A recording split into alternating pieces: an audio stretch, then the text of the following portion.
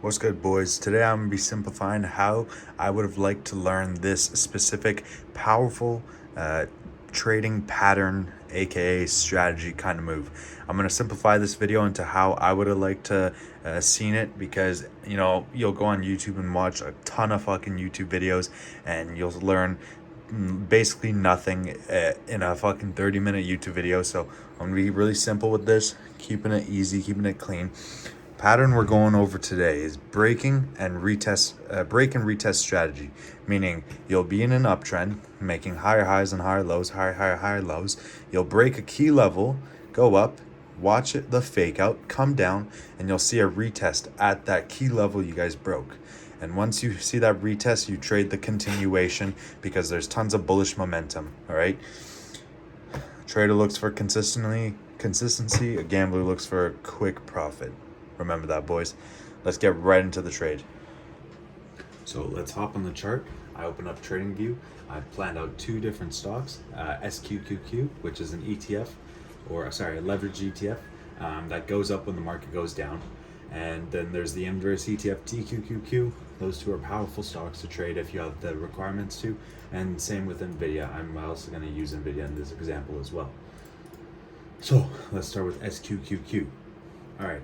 So once we look at this was actually today, and this was in the time frame of 6:30 open till 7:05, 7:07, kind of on the 1 minute time frame, about half an hour into the day. But let's see what happens. So if you guys saw the last video, you'll understand how I like the over range breakout strategy. Meaning within the first 5 minutes, you identify the high and the low range of a stock and to see what direction the stock will go. So within the first 5 minutes, we saw the high of this, the SQQQ, become 54.76. All right, cool. That's a really specific high, and we'll mark it down as a key level, as a zone. All right, comes down within the next 5 minutes. We identified that 53.39 was a key low within that first 5 minutes of the trading day. Cool. So we'll mark down both those levels. All right, we'll see what happens.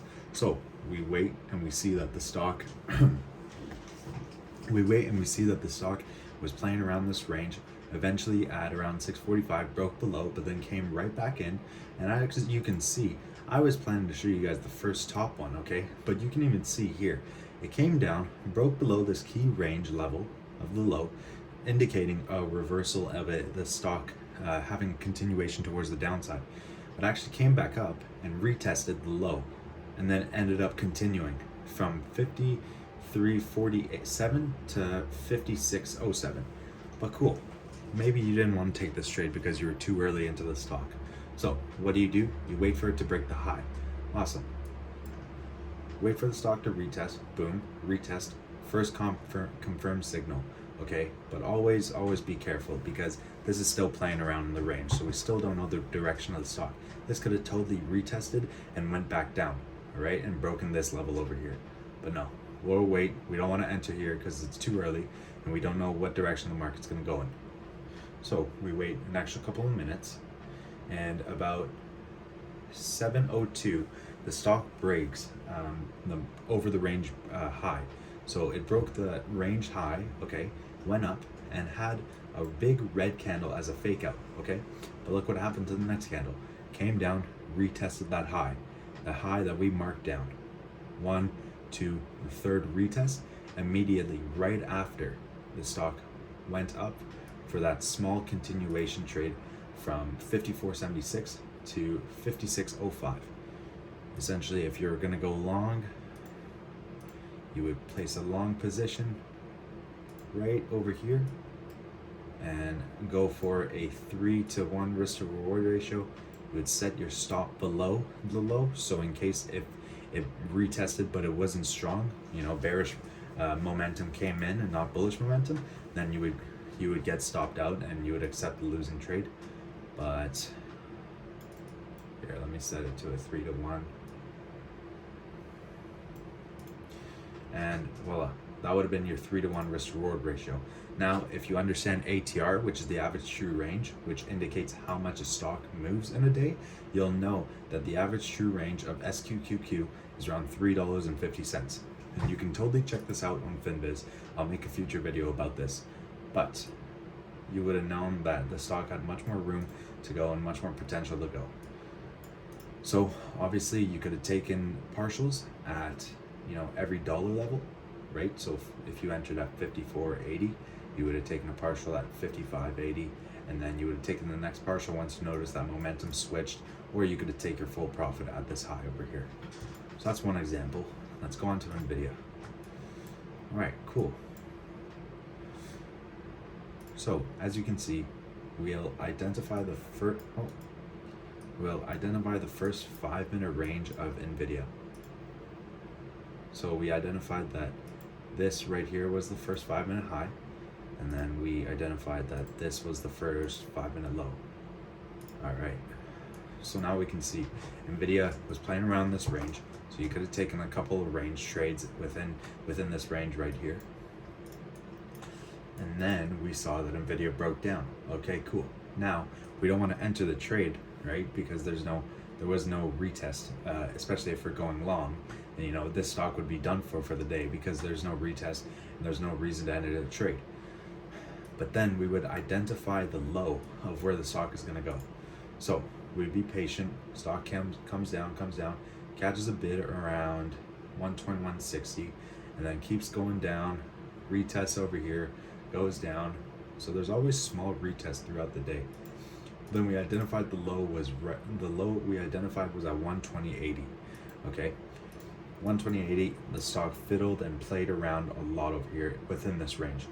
Okay, now if we're looking to go long on NVIDIA, depending on market sentiment and seeing if SPY has been going up for the day, then we would have waited until we saw a break of this level over here. So we would have noticed that NVIDIA was playing around this range. Eventually, at around 7:30, NVIDIA broke up, okay? But we don't want to take this trade because it's too early. It's way too early because there's a really high potential chance that it'll just reverse on us and it'll continue to crash down below.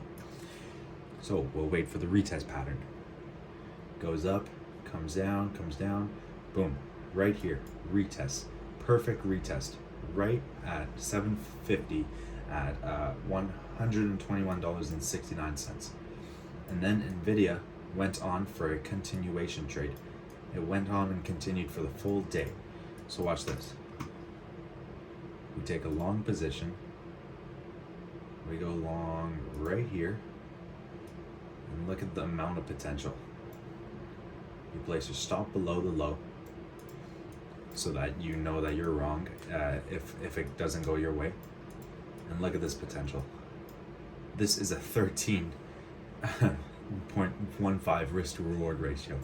You're risking $1 for 13 points on the stock. This is absolutely incredible. Now, you can argue that you could also wait for an EMA crossover like over here at $123 and then roll the stock to 127, but NVIDIA has a really high ATR. NVIDIA has a truly high ATR. So it continuing, we'll know that it'll sustain and go really far throughout the day.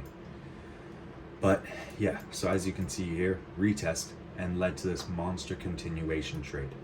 All right, and what you can do for trend trading, you can essentially buy at the retest, keep it at the high, take a partial at 123, which was this high over here, comes down. Here, actually, I'll use these.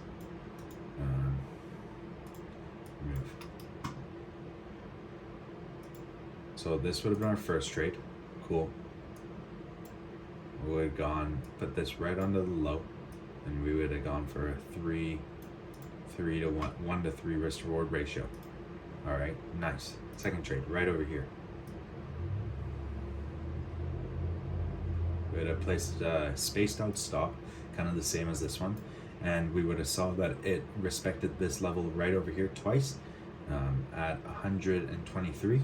We respected it twice for another double bottom pattern, and we would take a second trade. Okay, cool. This is just how you trade the trend. You just watch what the stock does, all right? Comes up, you take this trade over here.